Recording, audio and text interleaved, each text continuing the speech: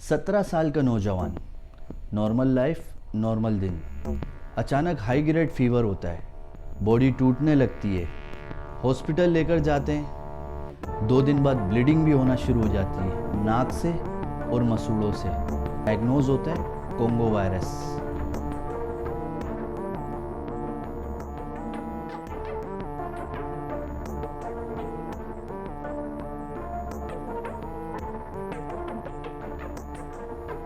और उसकी डेथ हो जाती है। 2026 कराची का केस है और ये अकेला केस नहीं, 2025 में 82 केसेस आए जिसमें से 20 की डेथ्स हो गई। चाय की पत्ती जितना छोटा कीड़ा, आंखों से देखना मुश्किल, देखने में बहुत बेचारा, लेकिन काम इसका खून चूसना है। और एक ख़तरनाक बात इंसान के लिए, अगर ये टिक इंसान को काट ले तो उसे महसूस नहीं होता।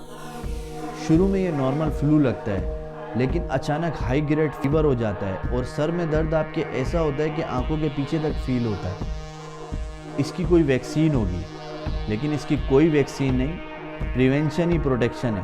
और सबसे बड़ी कन्फ्यूजन ये है, लोग डेंगू और कोंगो को सेम समझ लेते हैं, लेकिन कोंगो का डेथ रेशो 10 से 40% है। ये बहुत डेडली है, इसे इग्नोर मत कीजिएगा। सवाल सीधा सा पैदा होता है, आखिर ये कोंगो वायरस है क्या चीज़? आज की वीडियो में हम बात करेंगे कि आखिर कोंगो वायरस क्या है, कैसे फैलता है और कैसे पहचानेंगे कि आपको हो गया है, और फिर इससे बचना कैसे है, और ये आया कहाँ से। आ जाएं इसे देखते हैं डेटा और ग्राउंड रियलिटी के साथ। तो चलें फिर इसे शुरू करते हैं। सबसे पहले ये जानते हैं कि ये वायरस आखिर आया कहाँ से दुनिया में।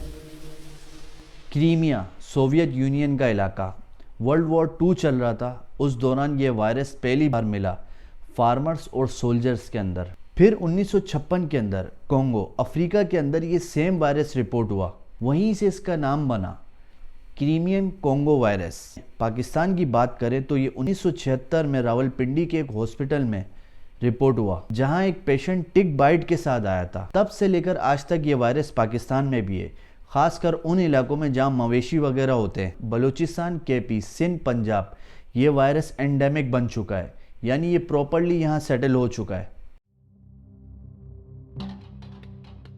आखिर ये टिक होती क्या है? चाय की पत्ती जितना छोटा कीड़ा, आंखों से देखना मुश्किल, देखने में बहुत बेचारा, लेकिन काम इसका खून चूसना है। टिक जानवरों की स्किन के ऊपर होता है, गाय, भैंस, बकरी, ऊंट, और वहां ये खून सक करता है। और अगर वही टिक किसी बीमार जानवर के खून को चूसे तो पैथोजन उसके जिस्म में चला जाता है, और फिर वो टिक अगर इंसान को काटे तो वायरस डायरेक्ट इंसान के ब्लड में ट्रांसफ़र हो जाता है। एक इंटरेस्टिंग बात ये, जो कोंगो वायरस से इन्फेक्टेड जानवर होते हैं उनको देख के पहचानना भी बड़ा मुश्किल होता है, क्योंकि जानवर बिल्कुल हेल्दी नज़र आता है, लेकिन उसका खून इन्फेक्टेड होता है। और एक ख़तरनाक बात इंसान के लिए, अगर ये टिक इंसान को काट ले तो उसे महसूस नहीं होता। NIH की ऑफिशियल रिपोर्ट के मुताबिक 2024 में 61 केसेस रिपोर्ट हुए, 2025 में 82 केसेस रिपोर्ट हुए जिसमें 20 की डेथ्स। तो 2026 में 4 केसेस रिपोर्ट हो चुके हैं, जिसके अंदर एक पेशेंट की डेथ भी हो गई। ट्रेंड तो बढ़ता जा रहा है। एशिया में पाकिस्तान 4थे नंबर पे जहां कोंगो वायरस के केसेस हैं।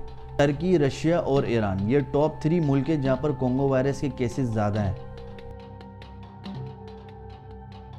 अब ये देखते हैं कि कोंगो वायरस फैलता कैसे। पहला सबसे कॉमन टिक बाइट। टिक इंसान को बाइट करती है, वायरस डायरेक्ट इंसान की बॉडी में इंजेक्ट, और बाइट महसूस भी नहीं होता। दूसरा, जानवर के खून या टिश्यू से।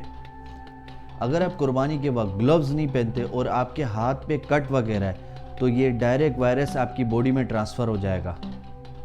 तीसरा, इन्फेक्टेड इंसान का बॉडी फ्लूइड या खून, उससे भी अगर आपका कांटेक्ट हो जाए तो ये वायरस आपके अंदर ट्रांसफ़र हो सकता है। इसीलिए हॉस्पिटल में भी कोंगो वायरस के अलग आइसोलेशन वार्ड होते हैं और स्टाफ प्रॉपर गियर पहन के जाता है। टिक स्पेशली रूरल एरियाज़ में पाए जाते हैं, जैसे फार्म्स वगैरह, या वो जगह जहाँ पर मवेशी वगैरह ज़्यादा होते हैं, या उन लोगों में जो जानवर वगैरह ज़्यादा हैंडल करते हैं। अब आते हैं इस बात पे कि अगर ये आपको हो जाए तो आप पहचानोगे कैसे। शुरू में ये नॉर्मल फ्लू लगता है, लेकिन अचानक हाई ग्रेड फीवर हो जाता है और सर में दर्द आपके ऐसा होता है कि आंखों के पीछे तक फील होता है। पूरा जिस्म टूटने लगता है, आंखें लाल हो जाती है, चक्कर आने लगते हैं और गले में दर्द या सूजन होना शुरू हो जाती है। और अगर केस सीरियस हो जाए तो ब्लीडिंग भी होना स्टार्ट हो जाती है। नाक से, मसूड़ों से या पेट में इंटरनल ब्लीडिंग होना शुरू हो जाती है। कराची में जो पेशेंट था उसके भी यही सिम्टम्स थे, हाई ग्रेड फीवर और बाद में ब्लीडिंग। अगर जानवरों के आसपास गए हो और टिक बाइट का शक हो और इसी तरह के सिम्टम्स आपको आए, देर किए बगैर हॉस्पिटल जाएं और वहाँ ये ज़रूर बताएं कि आपने जानवर हैंडल किया है, ताकि वो आपको आइसोलेशन वार्ड में ट्रीट कर सकें।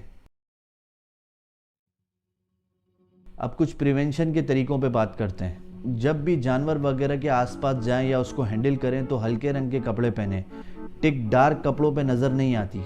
जानवरों को एंटी टिक स्प्रे करें, 200-300 रुपये में किसी भी मेडिकल स्टोर से मिल जाता है। स्लॉटर या जानवर को हैंडल करते वक्त ग्लव्स का इस्तेमाल करो। हाथों पर अगर कट वगैरह हो तो उसे टेप कर लें, डायरेक्ट खून से कांटेक्ट नहीं करें। और मीट को अच्छी तरह पकाएं।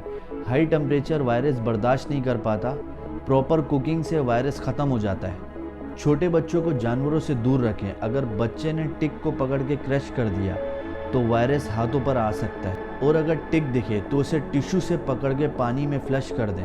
क्रश बिल्कुल नहीं करें, क्रश करने से वायरस फैलता है। स्लॉटर के बाद जानवर के वेस्ट मटेरियल को पैक करके डिस्पोज करो। अब कुछ वो बातें जो लोग अज्यूम कर लेते हैं। कोंगो वायरस सिर्फ जानवरों की बीमारी या सिर्फ कसाईयों को हो सकती है, लेकिन ये टिक बाइट से या इन्फेक्टेड इंसान से भी आपको लग सकता है।